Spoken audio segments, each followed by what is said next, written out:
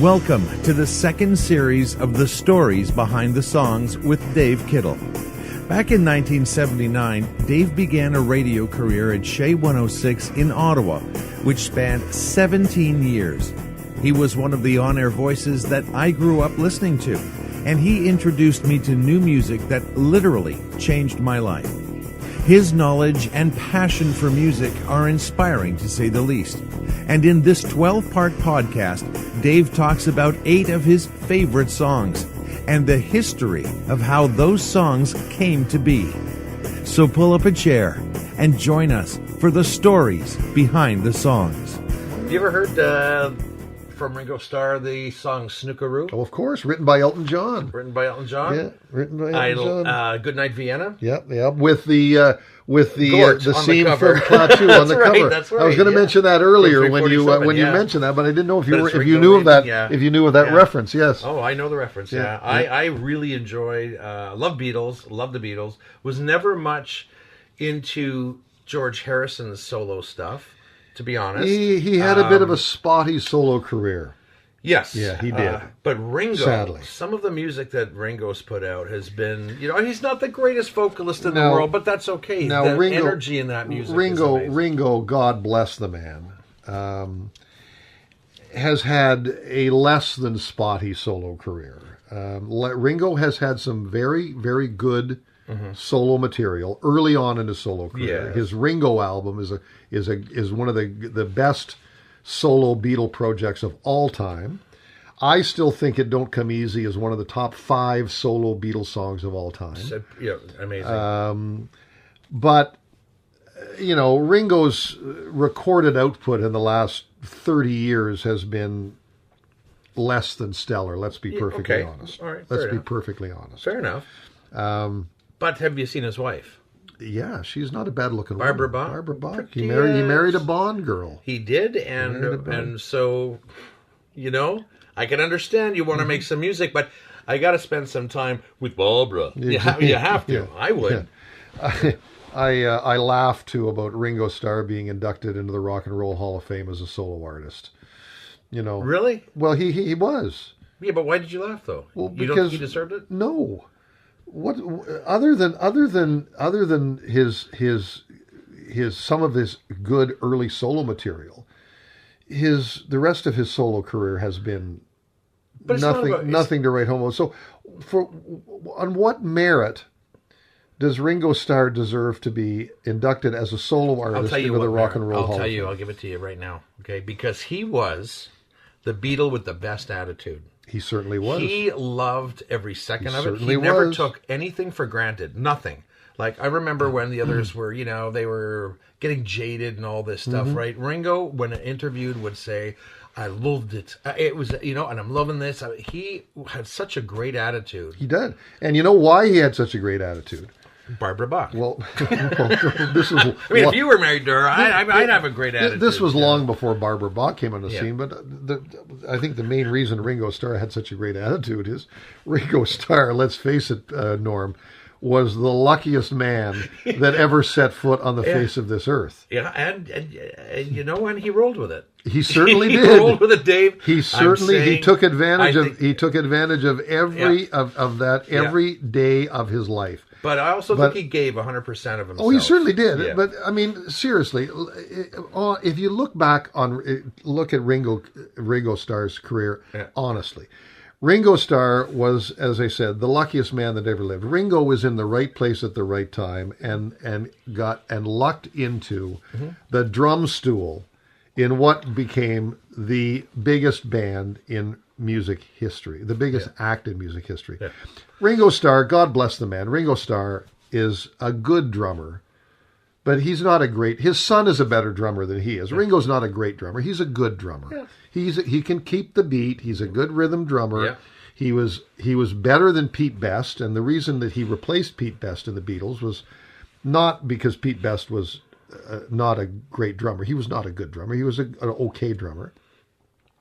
But the reason they replaced Pete Best was because they didn't like him. They never really got along with Pete Best. He didn't have the same sense of humor as they did. They didn't hang out with him. They weren't real friends with him. And on the cusp of success, That's when they replaced Pete Best with Ringo Starr. Right.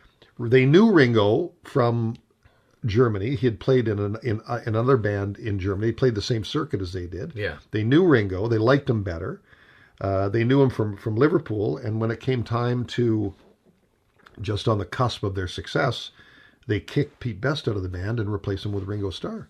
So Ringo joined the Beatles just before they went in to record their first single, and stayed with them right to the very end. And but Ringo was very popular. They liked him. He had the same sense of humor as they did. And in the early days of the Beatles' career, he was the most popular Beatle. They loved him because he was such a goofy-looking guy. Yeah. And he was one of the most popular Beatles back in the early days. Yeah. But he was lucky. He was lucky to get into the band. Yeah. But you're right. He wrote it. But not just that, he gave everything. You could tell he was putting his all. He certainly did. He certainly did. Yeah, I understand what you're saying. But he was in the right place at the right time. He was very lucky. He was never a great drummer. He's a good drummer, but never a great drummer. I'll give you that. And was, that doesn't surprise me that he was always in a good frame of mind, because he knew damn well how lucky he was. Really? Yeah. Seriously. All right. I'll give you that. That's fine. You win this one. And God bless Ringo for managing to make a life and a career out of it. But totally. But really, they could have hired anybody to play drums with the Beatles. It would have been just as good. But personality wise, he added so much to the overall. And as you know, one of the big selling points of the Beatles in their early days was their personalities. Of course, 100%. Their personalities, their sense of humor, and the fact that they joked around and didn't take things too seriously. Yeah. And Ringo was right in there with them. Yeah. And was part and parcel to the overall early success of the Beatles. Yeah. If not for his musicianship, for his personality. Yeah. They go to Australia. They get off the plane, and there's a reporter waiting. And this reporter is asking them, he's basically saying to them, what he wanted to say was, hundreds of people have been waiting all day, okay? Because the airfield was full of screaming teenagers, and, and he's and the din was so bad that this reporter's yelling into the mic, hundreds of people, he wanted to say, hundreds of people have been waiting all day. And so the Beatles come down the stairs, and he says, hundreds of people in a bin all day. Okay? And so, of course, who doesn't pick up on that? All four of them, in a bin, hundreds of people in a bin all day. Oh, that must have been terribly crowded in there, these poor people waiting in a bin. And they wouldn't let it go. This poor reporter was just like, oh, fuck. But that's what they did, that sense of humor, that quick pick up on it, just have fun with it. And the famous, when they arrived in New York for the first time in February of '64, the press were waiting there to pounce on them, and they were gonna blow up this image of the Beatles, and who are these guys? And the very famous press conference in the airport where the four Beatles up there, and they're just. The press are firing questions at them, and the Beatles are firing these jabs back at them, and they're just making jokes out of everything, like. When are you going to get a haircut? George Harrison? No, I had one yesterday. Are you going to play something for us? John Lennon? No, we need money first. They just firing back, and they had the press in the palm of their hand immediately, and it just carried on from there, right? Yeah. But the press were they were ready to carve the Beatles up. They were going to show the world who these guys were, right? Yeah. And the Beatles just put them in their place like that. I imagine that there were Beatle fans who weren't Beatle fans until they saw them, and said, "Oh my God, I don't know what these guys' music are like, but this is I like what they're doing." Well, that was, I think when we talked before about the British invasion and the fact that George Martin, their producer, when he first was introduced to them and listened to them, he wasn't crazy about their music. He didn't think their music was all that good, but he loved their personalities. Yeah. And that's one of the main reasons that he decided to work with them. he decided to sign them was because he liked them Yeah. as people. They were fun. Yeah. They joked around with each other. They laughed. They had great senses of humor. Yeah.